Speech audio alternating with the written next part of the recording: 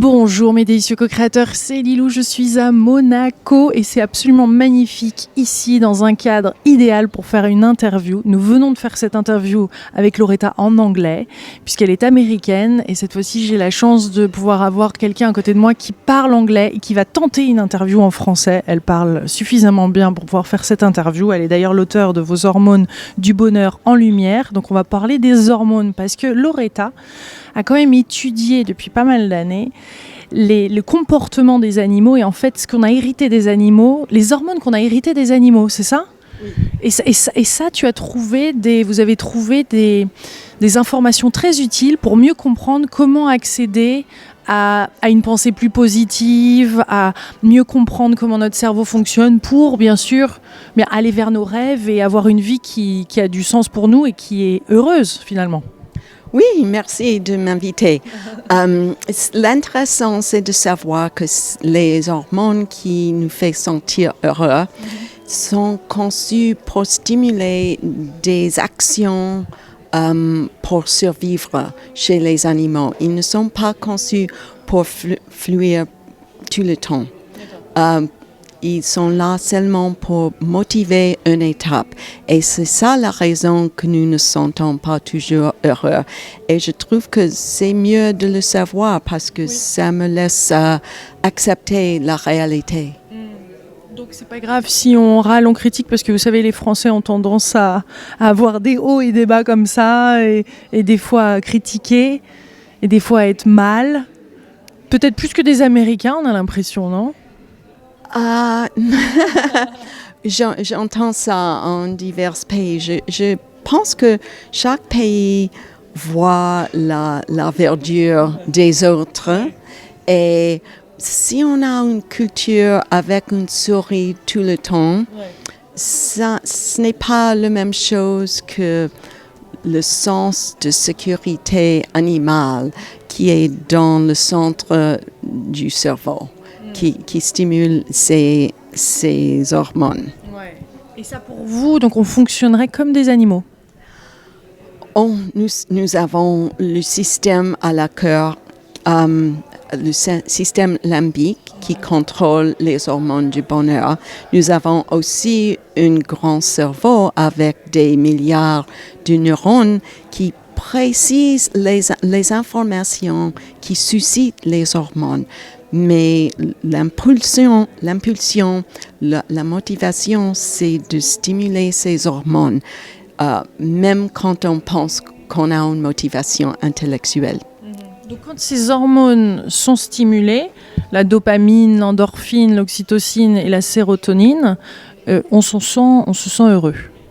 Oui, chacun à la fois. Ce n'est pas là pour tous les hormones tout le temps. Chacun a une tâche très spécifique et c'est là pour motiver une étape très spécifique qui est importante dans la nature. Donc, quelles sont les différentes... qu'est-ce que proposent ces différentes hormones, leurs intérêts? Dopamine, ça récompense quand un animal trouve quelque chose qui satisfait un besoin, soit souvent besoin de nourriture et après ça un besoin d'un partenaire pour répandre ses gènes. Évidemment, les animaux ne pensent pas intellectuellement de leurs gènes, mais ils cherchent ce qui récompense et ils sont bons quand l'hormone est déclenchée. Les hormones... C'est lié au résultat. C'est lié au résultat? OK. Le résultat crée un chemin dans le cerveau qui stimule l'hormone en avance. Alors, c'est l'anticipation. Et c'est pour ça qu'on a les hormones sexuelles et puis on a l'anticipation de bonheur qui est l'hormone de dopamine. Et c'est aussi quand on rêve d'un repas qu'on aime beaucoup. C'est l'anticipation parce qu'on a déjà ce chemin de dopamine créé dans le passé. Et elle peut être active longtemps? Oh non, c'est le problème. C'est pour quelques minutes seulement. Et puis, c'est métabolisé. Et c'est pour ça que nous sommes toujours dans la recherche de quelque chose. Ce n'est pas ma faute, ce n'est pas la faute de la société, c'est le cerveau, parce que dans la nature, il n'y a pas un frigo pour se nourrir. Il faut chercher tout le temps, et c'est ça le tâche dont notre cerveau est créé. Donc c'est ce que vous dites, c'est que ça nous manque maintenant, en fait. Il faut créer ça pour retrouver cette stimulation. Oui, exactement. Et s'il n'y a rien qui nous manque, ça devient plus difficile. Mais les autres mondes sont plus dans le cadre social. Et le moment que nos besoins physiques sont satisfaits, nous cherchons des récompenses sociales. Et il y a deux sentiments très différents, ocytocine et sérotonine. Ocytocine est le sens de l'appui social, de confiance sociale. Et ça, c'est facile de le voir chez les animaux parce que les mammifères sont toujours dans une troupeau, un groupe. Le cerveau est créé pour ça parce que c'est de la protection contre les prédateurs. Et dans la vie quotidienne, c'est facile de voir le sentiment du troupeau et le terreur d'être isolé que nous avons hérité.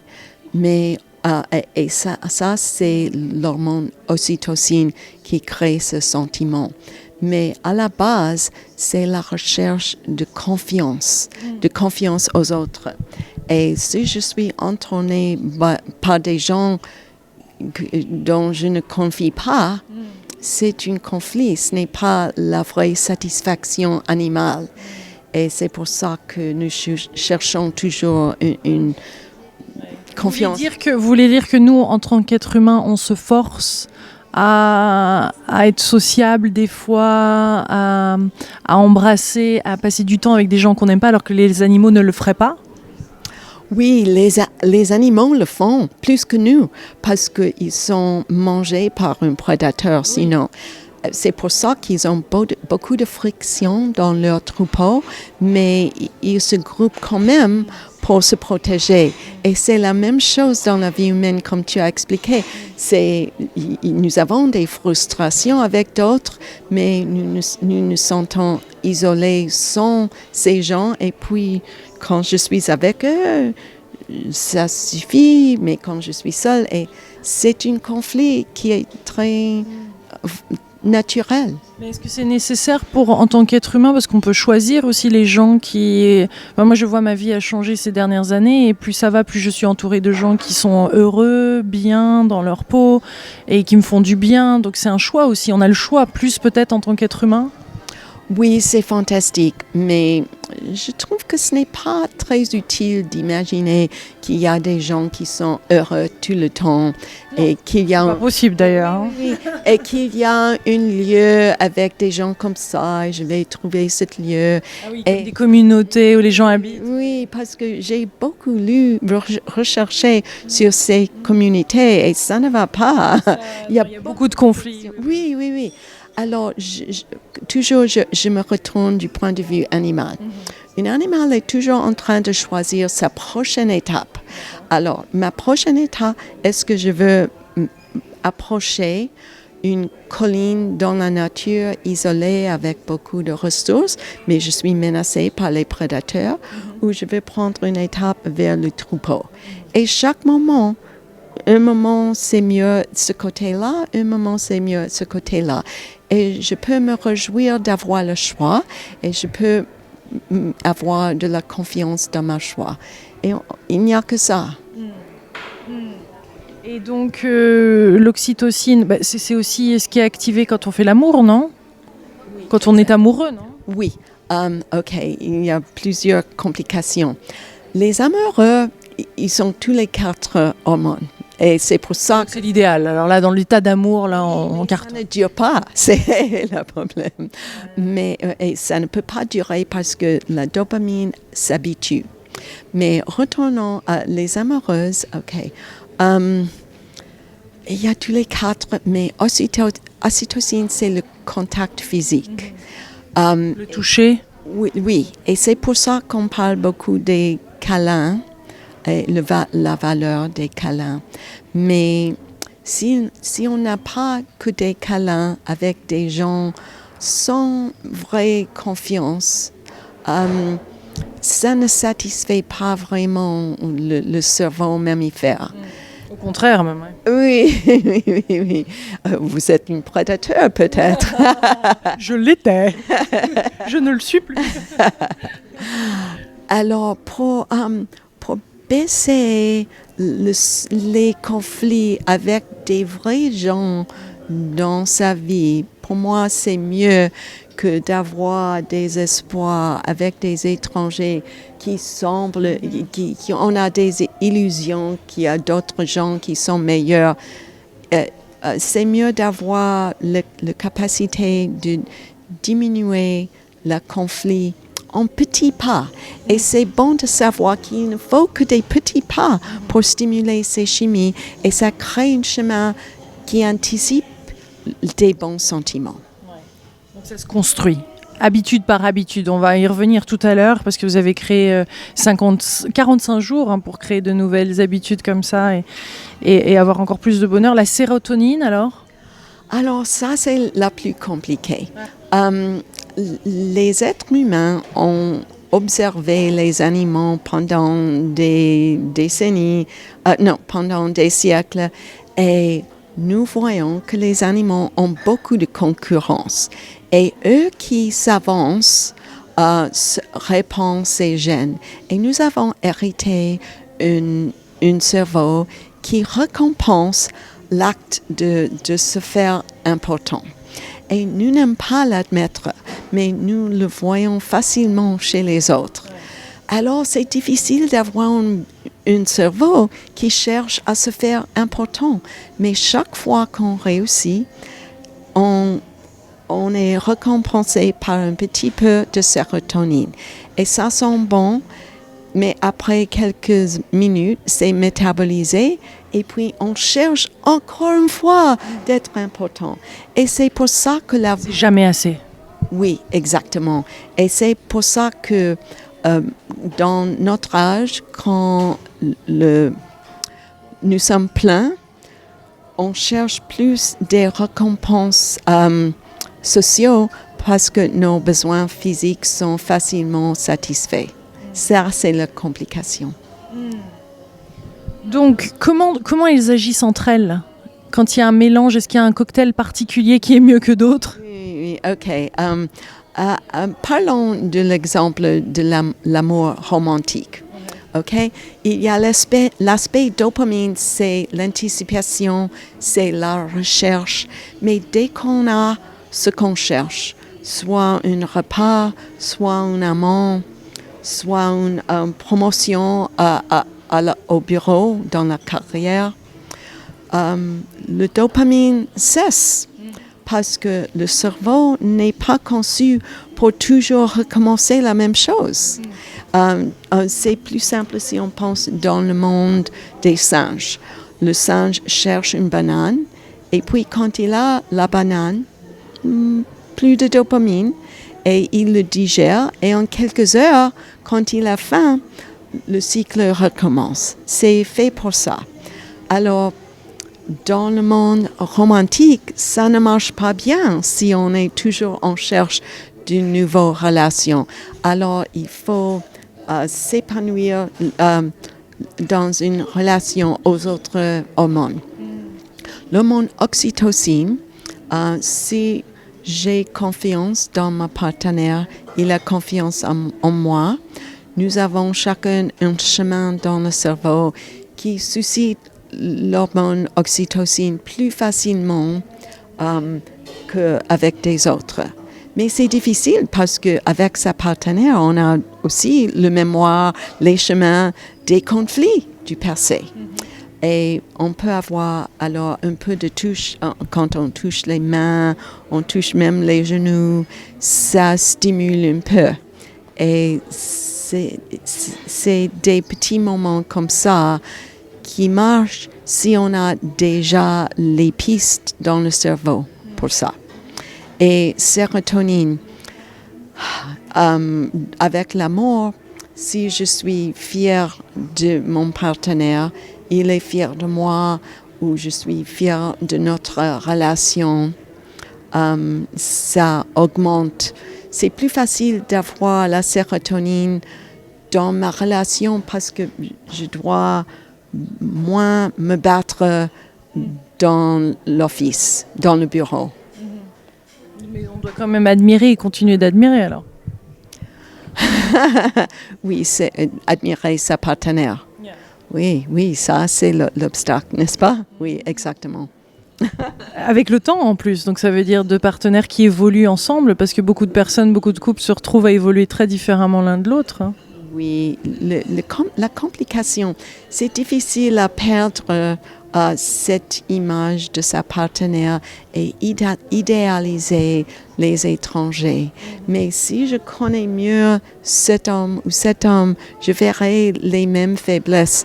Mais quand on a un partenaire, on voit les faiblesses plus proches et ça même crée, le cortisol crée des pistes neuronales plus rapidement que les hormones de bonheur. Alors c'est difficile de continuer le point de vue positif sur sa partenaire.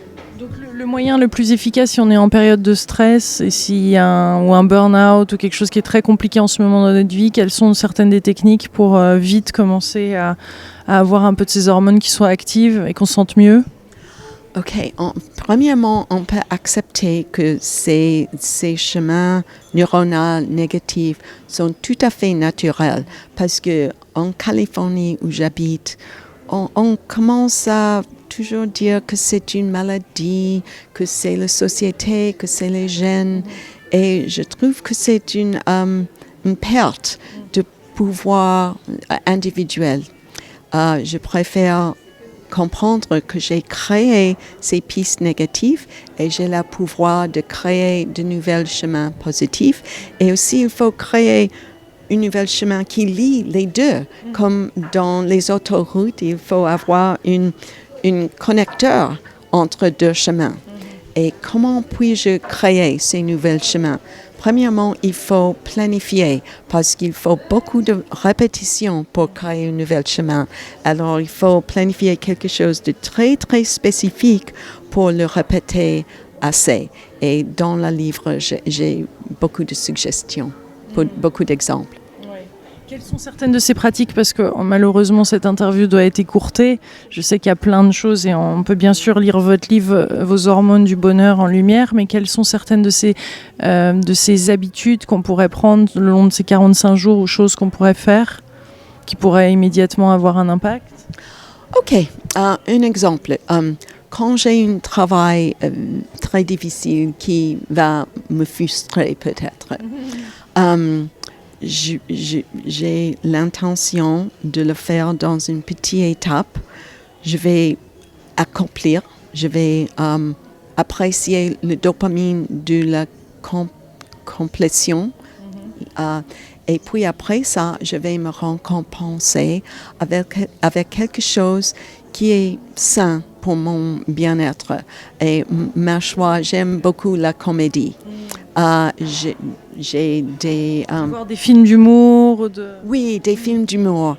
Et des fois, je vois peut-être seulement 15 minutes. Et puis, je fais une autre tâche difficile.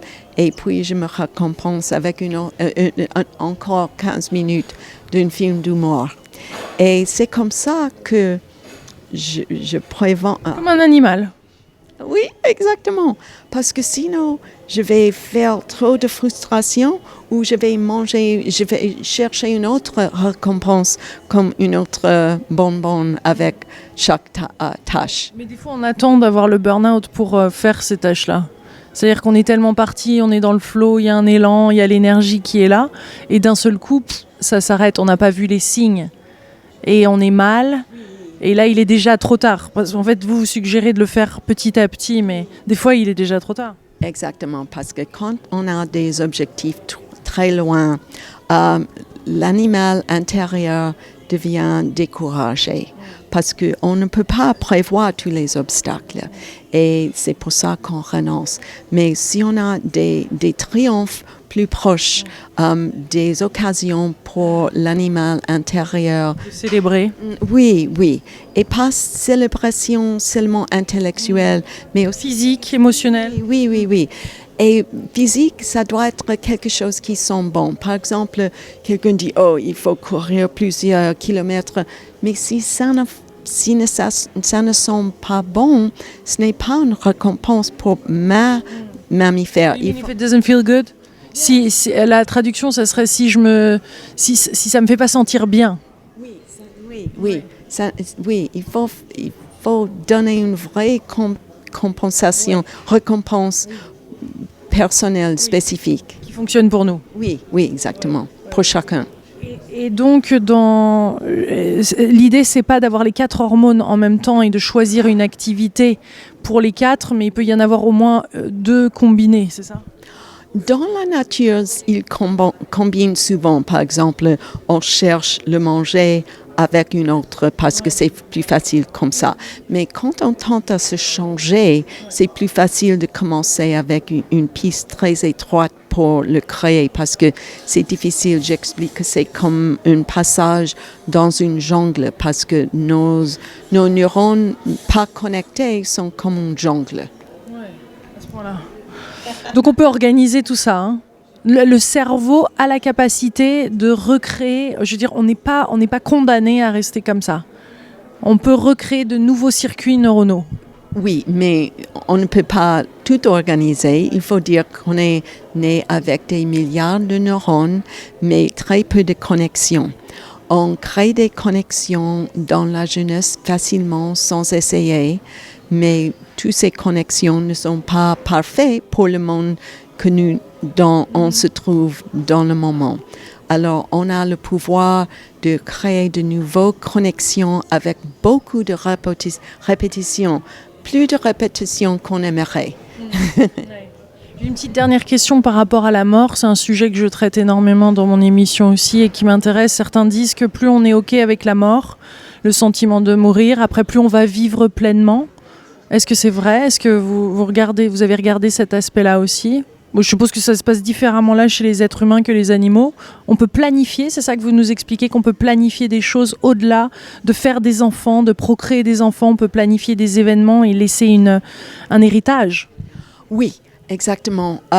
Du point de vue biologique, le cerveau récompense tout ce qui est bon pour la survivre.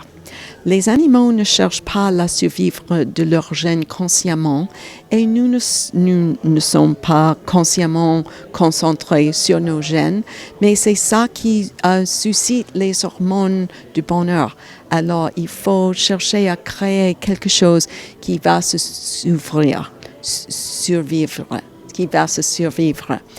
Et dans la nature, on a créé des enfants et des petits-enfants sans essayer, sans l'intention.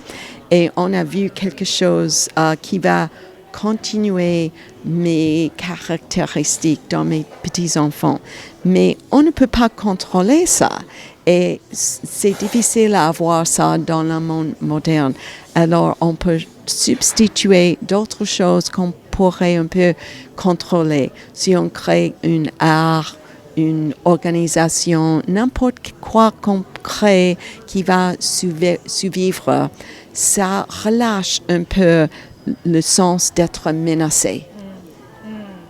Donc si le fait d'écrire un livre pour vous, quelles sont les choses, oui, pour vous, c'est ça? Oui, exactement, c'est ça pour moi, mais je ne veux pas suggérer que tout le monde doit créer un livre. Des associations ou des projets qui vont ensuite, eux, continuer dans le temps au-delà de notre vécu. Oui, ou même passer du temps avec des jeunes, formaliser ces photos, ces recettes, tout ce qu'on va laisser, qu'on a créé.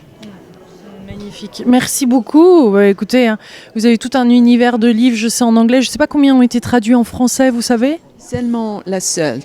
C'est le seul, celui-ci, vos hormones du bonheur en lumière. Donc c'est un bonheur de vous avoir en français. Merci beaucoup Loretta. Merci pour l'invitation. Avec joie, gros bisous mes délicieux co-créateurs. Je vous invite à lire ce livre et puis à partager cette interview. Je vous embrasse très fort, à bientôt.